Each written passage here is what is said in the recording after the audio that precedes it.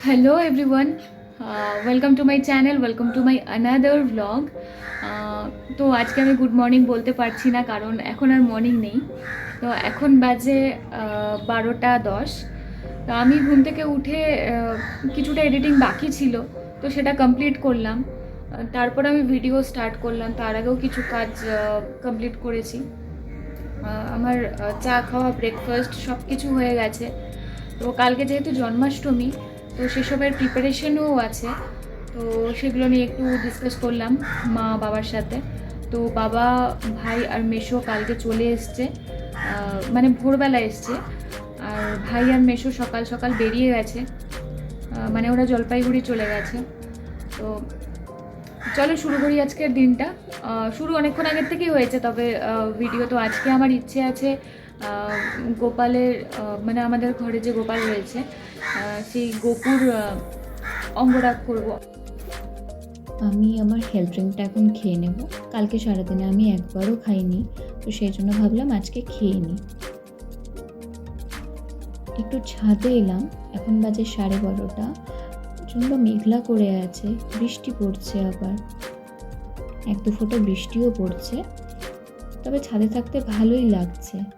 আমি একটু ছাদে ঘোরাঘুরি করছি।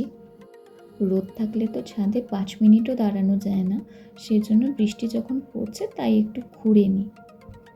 এবার নিচে যাই, স্নান করে পুজো দিতে হবে। স্নান করে পুজো দিয়ে তারপর ছাদে গেলাম। এখন বাজে 3:30। তো আজ মনটা একটু খারাপ, আমার মতো অনেকেরই খারাপ। আমি যতদূর আমার মনে হয় আমার মতো অনেকেরই হয়তো এরকমটাই ফিল হচ্ছে। কি বলুন তো, আসলে আমাদের মানে যেসব ঘটনা চারিদিকে ঘটছে, সবাই প্রতিবাদ করছে, যত মানুষ, ছেলে মেয়ে নির্বিশেষে।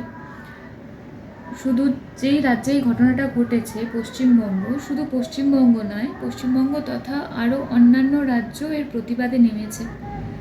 বিচার কবে পাবো আমরা কেউ জানি না। যারা আমরা প্রতিবাদে নেমেছি, প্রতিবাদের ভাষা সবার এক নয়। যারা রাস্তায় নামতে পেরেছে সেই প্রতিবাদে, কেউ নেমেছে, কেউ এরকম আছে যারা যেতে পারেননি।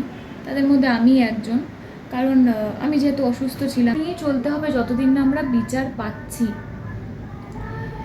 এই ভয়টাকে নিয়ে চলতে চলতে জানি না কতদিন এভাবে চলতে হবে। তবে কখনো কখনো ভাবলে এটাই ভয় করে যে মানে এত মানুষের আর্তনাদ, এত মানুষের প্রতিবাদ, কি হবে আলটিমেটলি সত্যি জানা নেই। তো সবাই সাবধানে থেকো।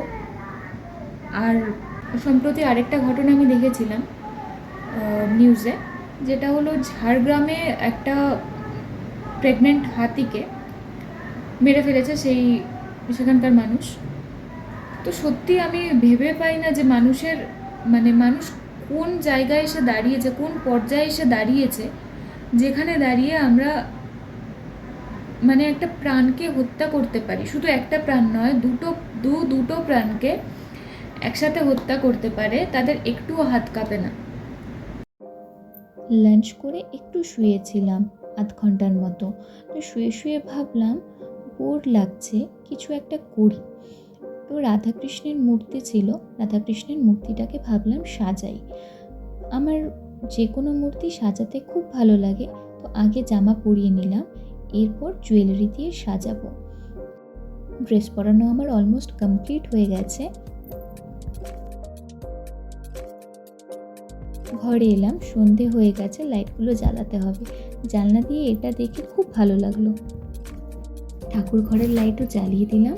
কাল যেহেতু জন্মাষ্টমী, আজ গোপালের জন্য ড্রেস, পাগড়ি, বাঁশি, নেকলেস এসব কিছু এনেছি। আর আমাদের ঘরে দুটো রাধাকৃষ্ণের মূর্তি আছে। ছোট মূর্তির জন্য একটা ড্রেস এনেছি, বড় মূর্তির জন্য আনা হয়নি, কাল আনবো। আমি এবার কালকের কাজগুলো একটু এগিয়ে রাখছি। কালকে যেসব বাসন কোসন লাগবে সেগুলো আমি আলাদা করে রাখছি, এগুলো ধুয়ে রাখবো আমি আজকেই। আর মা যেহেতু আজকে একটু ব্যস্ত আছে, তো সেই জন্য আমি এগুলো করে রাখলে কালকে সুবিধে হবে। তো চলো এগুলো আলাদা করে রাখি। এগুলো একে একে আমি ঠাকুর ঘরের সামনেই জমা করে রাখছি। ঠাকুর ঘরটা একদম গোছানো নেই, এরকম হয়ে আছে।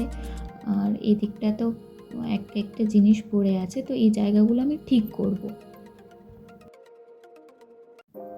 বাবা বললো একটু চা বানাতে, তাই এখন আমি একটু চা বানাচ্ছি বাড়ির সবার জন্য। মোটামুটি আমার চা হয়ে এসছে, তো এবার সার্ভ করব।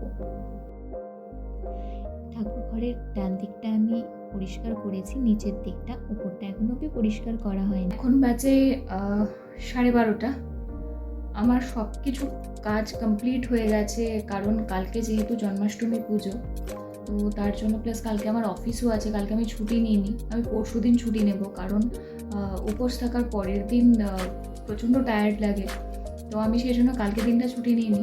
কালকে যাবো, তবে তাড়াতাড়ি চলে আসবো।